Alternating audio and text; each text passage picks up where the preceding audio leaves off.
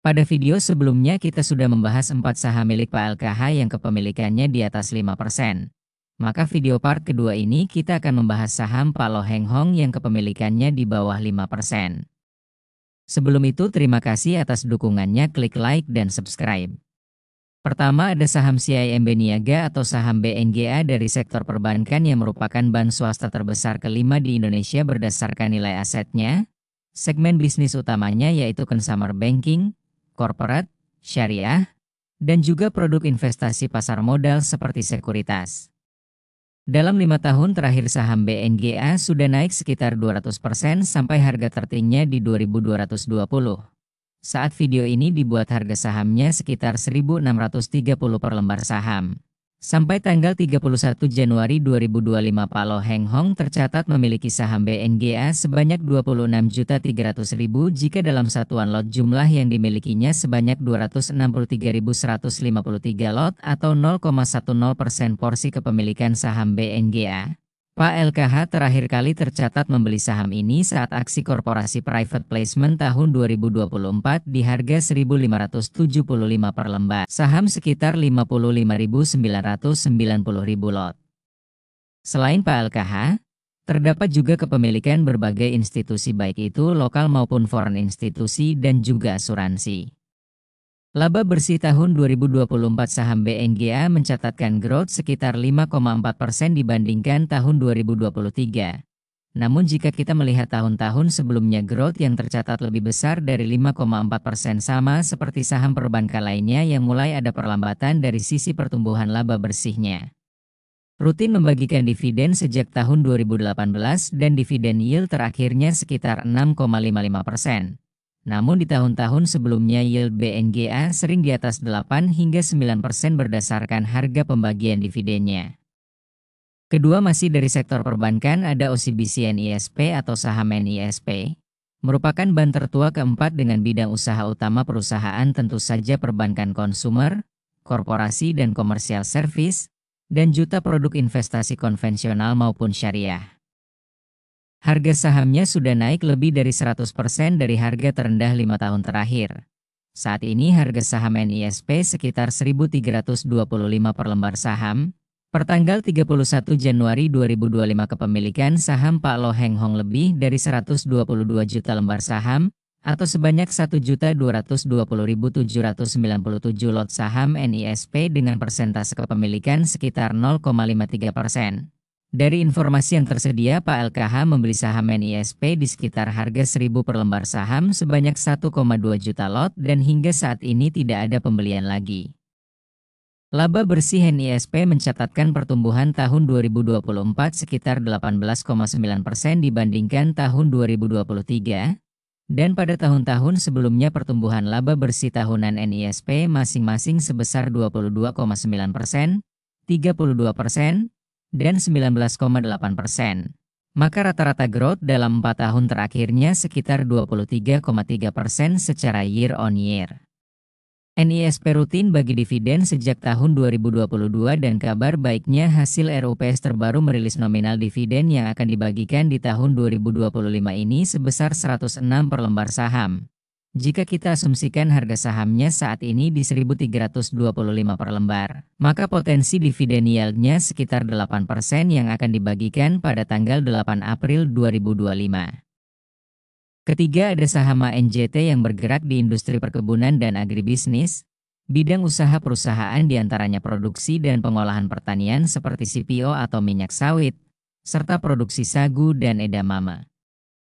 1 tahun terakhir ini saham ANJT sudah naik lebih dari 110% mencapai harga 1.685 per lembar dan harga sahamnya saat ini di 1.595 per lembar saham.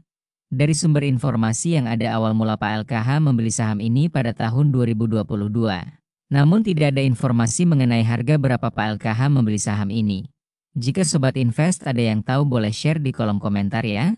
Kenaikan harga saham ANJT sejak awal Januari 2025 hingga saat ini karena ada aksi korporasi akuisisi dari seorang Taipan.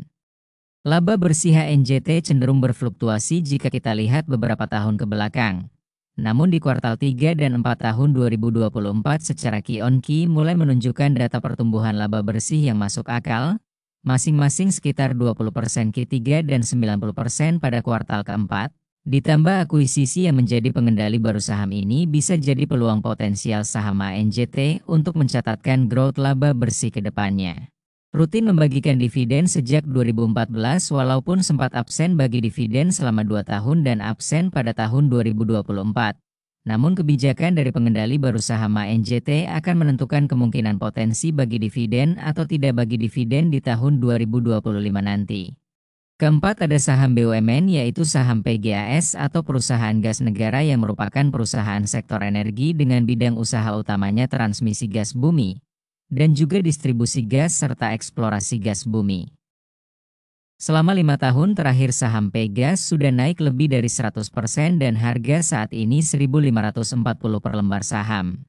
Data kepemilikan pertanggal 31 Desember 2024 tercatat bahwa Pak Loh Heng Hong memiliki sekitar 264 juta lembar dan jika dalam satuan lot saham dimilikinya sebanyak 2.644.030 lot saham Pegas dengan persen kepemilikan sekitar 1,09%. Selain Pak LKH terdapat banyak kepemilikan asuransi BPJS sekitar 4,65%, investor institusi asing seperti Vanguard 1,69%, Petronas dan BlackRock masing-masing 1,27% dan 0,81%, maupun reksadana lokal seperti Panin Sekuritas dan Sucor Invest. Laba bersih tahunan saham PGAS dalam 5 tahun kebelakang terlihat naik turun, namun dalam 4 kuartal terakhir secara Q-on-Q menunjukkan konsistensi pertumbuhan laba bersih. Berdasarkan informasi yang ada awal mula Pak Loh Heng Hong membeli saham PGAS saat tahun 2023 di harga 1.100. Pada saat saham PGAS di harga 1.100 yaitu sekitar awal tahun 2024 bulan Januari-Februari yang berarti menuju rilisnya laporan kinerja Q4 tahun 2023. Saham Pegas sudah lebih dari 20 tahun rutin membagikan dividen dan dalam 2 tahun terakhir dividen yieldnya hampir menyentuh 10% per tahun. Terakhir kembali ke saham perbankan ada saham BDMN. Selain bidang usahanya di bisnis perbankan, Bank Danamon juga merupakan pengendali Adira Finance dengan kode saham ADMF yang melayani pembiayaan kredit kendaraan baik motor maupun mobil. Harga saham BDMN dalam 3 tahun terakhir cenderung sideways tidak kemana-mana. Berdasarkan data kepemilikan yang ada di bulan November 2024 Pak LKH menggenggam saham Bank Danamon sekitar 15 juta lembar atau jika dijadikan satuan lot sebanyak 155.912 lot saham BDMN sekitar 0,16%. Bahkan kepemilikannya lebih besar dibandingkan indeks fund asing. Laba bersih tahunan BDMN di tahun 2024 mengalami penurunan sekitar 9,27% dibandingkan tahun 2023. Dan jika kita lihat laba bersihnya tahun 2019 berhasil membukukan laba sekitar 4,073 triliun yang mana sampai dengan saat ini saham BDMN belum berhasil mencatatkan laba bersih tahunan di atas nilai tersebut.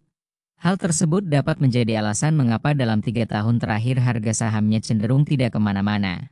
Karena kinerja tahunannya belum mencatatkan pertumbuhan yang diharapkan. Bank Danamon rutin membagikan dividen lebih dari 20 tahun terakhir dan kabar baiknya hasil RUPS terbaru BDMN akan membagikan dividen nominal 113,85 per lembar saham dengan payout rasio 35% dari laba bersih 2024. Dengan harga saat ini di 2.390 per lembar maka potensi dividen yieldnya sekitar 4,76%. Semoga video ini bermanfaat dan jangan lupa klik like and subscribe. Sekian dan terima kasih telah menonton.